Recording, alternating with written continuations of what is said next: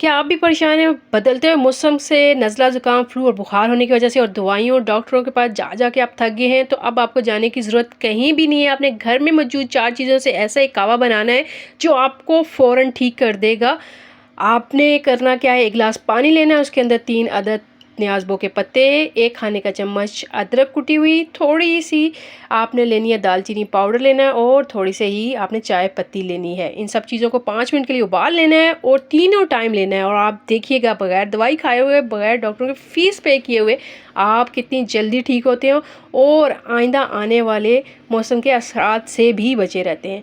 बहुत ज़बरदस्त ये कावा है, बहुत इफ़ेक्टिव है, लाज़मी ट्राई कीजिएगा और आप इसके रिज़ल्ट भी मेरे साथ शेयर कीजिएगा कि आपने कितनी जल्दी इस कावे से अपना बुखार, नज़ला, ज़ुकाम और खांसी को दूर किया है।